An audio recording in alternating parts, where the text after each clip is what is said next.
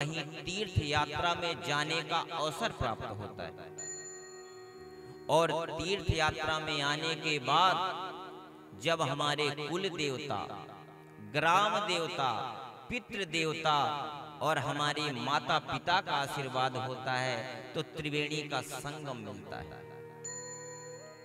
और त्रिवेणी का संगम मिलने के बाद भी जब विशेष ब्रह्मा विष्णु महेश और 33 कोटि ब्रह्मांड नायक जो देवी देवता हैं उनकी अपार कृपा होती है और 88,000 ऋषि गणों की विशेष कृपा होती है, तब हमें सत्संग में रुचि हो पाती, अन्यथा नहीं हो पाती। और यदि गुरु महाराज कृपा कर दें तो फिर कहना क्या। ना तो 33 कोटि ब्रह्मांड नायकों की जरूरत, ना ब्रह्मा की, ना विष्णु की, ना महेश की। और गुरुओं के भी परम गुरु संत गुरु होते हैं। यदि कोई महापुरुष कृपा कर दे तो ही 3 घंटे तक हमारा मन केंद्रित रह सकता है, नहीं तो क्षण क्षण में हमारा मन भाग रहा है। इस प्रयागराज क्षेत्र में हम चल तो रहे हैं लेकिन हमें पता नहीं हमारी मंजिल कहाँ है। कहीं इधर गए, कहीं उधर गए, बिन पेंदी के लोटा बन गए, लुढ़क रहे हैं, पता ही नहीं हमारी मंजिल कहाँ है। और विशेष महाराज जी की अध्यक्षता में और हमारे परम प्रिय शिष्य आशीष मनखंड और श्वेता मनखंड की विशेष जजमानत में, जिन्होंने अपनी माता पिता जो स्वर्गीय श्री राकेश जी हैं और उनकी माता जो अभी हैं सुमन मनखंड, एवं अपने बड़े भाई सभी के निमित्त जो इस समय फगवाड़ा क्षेत्र के एमसी साहब हैं, सभी को लेके और प्रयागराज में आए हुए हैं। और कोई इच्छा नहीं, बस गंगा जमुना सरस्वती की कथा सुनाने की कामना से कथा सुन रहे हैं। आइए उस परम पूजनीय वंदनीय स्थान जहां नैमिषारण्य है, अभी इस कथा के बाद हमारे श्री आचार्य जी नैमिषारण्य वाले इसी मंच में कथा पुनः सुनाएंगे। यहाँ पे नित्य निरंतर 2 कथाएं चलेंगी। आचार्य जी कह देंगे पहले महाराज जी आप कर लो तो हम कर लेंगे, नहीं तो वो कर लेंगे।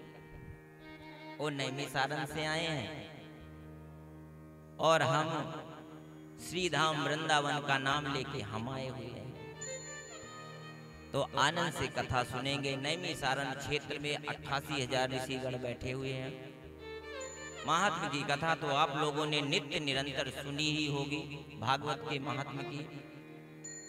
और उन्हीं नैमिषारण्य क्षेत्र में 88,000 ऋषिगण विराजमान हैं।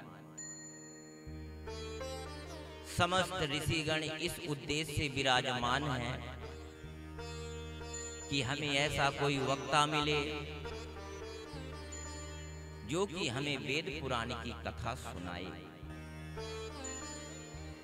और वेद पुराण की कथा सुनाने वाला वक्ता विरक्त हो, ज्ञानी हो, ध्यानी हो और अखंड ब्रह्मचर्य का पालन करने वाला। जब समस्त ऋषिगण मन में विचार कर रहे थे, सज्जनों, उसी समय श्री सूत जी का आगमन हुआ। सूत जी के बारे में आप लोग जानते ही होंगे, जो रोम हर्षण के पुत्र हैं। किसी कारणवश उनके पिताश्री को बलराम जी ने एक कुशा का आसन उठाया, क्योंकि वो वेद विद्या पढ़ा रहे थे और उन्होंने बलराम जी को प्रणाम नहीं किया। बलराम जी को लगा सूत जाति का होने के बाद और मुझे प्रणाम नहीं कर रहा।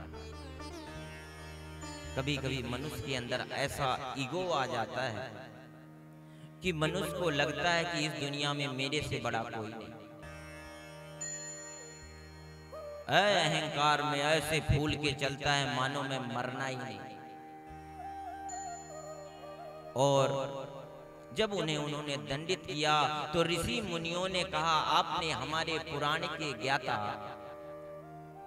पुराण के वक्ता को मार दिया है। अब ऐसा करो कि आप कोई और पुराण का वक्ता दो, नहीं तो हम श्राप दे देंगे। उन्हीं के मृत शरीर से श्री सूत जी का आगमन हुआ। आपने कथा में सुना ही होगा कि यह महात्मा की कथा पद्म पुराण से ली गई है। क्यों? क्योंकि जब हम किसी भी वस्तु को खरीदते हैं, खरीदने के बाद हम उसका मोल करते हैं, भाव करते हैं, दुकानदार उसका रेट बताता है और जब हम कह देते हैं कि हमें इस रेट में लेना है, जब दोनों की आपस में प्रेम हो जाता है, सहमति हो जाती है, तभी खरीदते हैं। भागवत की कथा सुनने से पहले जब तक उसके महात्म को नहीं समझेंगे तो पता नहीं चलेगा। सच्चिदानंद रूपा विश्वोत्पत्त्यादि हेतु तापत्रय विनाशाय श्री कृष्णाय वयं नमः। सच्चित और आनंद। जब से हम जन्म लिए, जन्म लेने के बाद युवा हुए, युवा होने के बाद अब वृद्धावस्था में जा रहे हैं, लेकिन सतचित और आनंद का विश्लेषण सुनते सुनते परेशान हो गए। लेकिन जब भी कोई इसका विश्लेषण करता है तो ऐसे लगता है मानो नया सुन रहे हैं। कितनी कथाएं आपने सुनी, हर प्रकार से वक्ता इसका विश्लेषण करता है। और है क्या? सतचित और आनंद। लेकिन जब भी हम इस कथा को सुनते हैं तो सुनने के बाद हमें ऐसा लगता है जैसे हम नया सुन रहे हैं। यही तो भागवत की कृपा है कि कई हजार वर्ष तक सुनने के बाद भी और इसमें हमारा मन ना भरे, यही तो भागवत है, यही तो महात्मा है, यही तो ठाकुर की कृपा है। सत चित और आनंद। जिस अविनाशी परमात्मा की खोज में समस्त ऋषि मुनि चल रहे हैं और जा रहे हैं, बड़े बड़े राजे रजवाड़े जिस सत्य की खोज में अपना राजपाट छोड़ दिया, बड़े बड़े ऋषि मुनियों ने जिन्होंने अखंड तपस्या का पालन किया, ब्रह्मचर्य का पालन किया और अपना समस्त परिवार त्याग दिया, वह सत्य अविनाशी है। जानने के बाद भी ना जान पाए, बिन पग चले सुने बिन काना, कर विध कर्म करे विध नाना, आनन रहित सकल रस भोगी, बिन वाणी बक्ता बड़ जोगी। ऐसे अविनाशी सत्य को जब हम अपने जीवन में अपना लेते हैं तो चित्त यानी प्रकाश अनायास ही हमारे मन मंदिर में एक प्रकाश पुंज प्रज्वलित होता है और उस प्रकाश पुंज के प्रज्वलित होते ही हमें सबके बारे में पता चल जाता है कि ब्रह्मा कौन, विष्णु कौन तो महेश कौन। और जब हम सत्य को समझ लेते हैं, चित्त को अपना लेते हैं, तो आनंद रूपी परमात्मा अनायास ही हमारे मन मंदिर में आके विराजमान हो जाता है और आनंद लहरी लेते हुए हम कीर्तन करने लगते हैं और कहते हैं, आनंद भयो मोरी माई, सतगुरु कृपा, संत गुरु कृपा, गुरु रत्न धन पाए। हमारे जीवन में आनंद आ जाता है। और यही सत्य चित और आनंद को जब हम अपनाते हैं तो तीन प्रकार के ताप हैं, दैहिक, दैविक और भौतिक।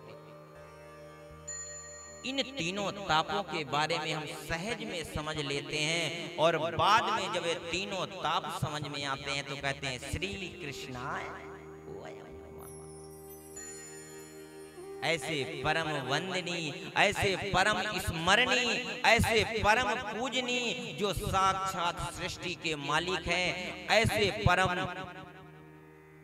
पिता को हम, मैं नहीं, तुम नहीं, हम सब प्रणाम करते हैं। यही सच्चित और आनंद।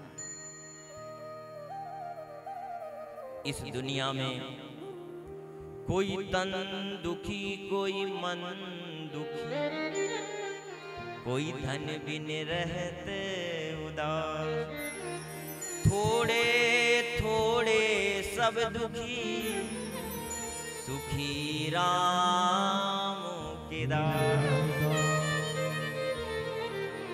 इन तीनों को अपनाने के बाद भी यदि मोह रूपी संसार सागर में हम डूब जाते हैं तो हमारा तन भी दुखी हो जाता है, मन भी दुखी हो जाता है और धन आने के बाद भी हम चिंतित हो जाते हैं।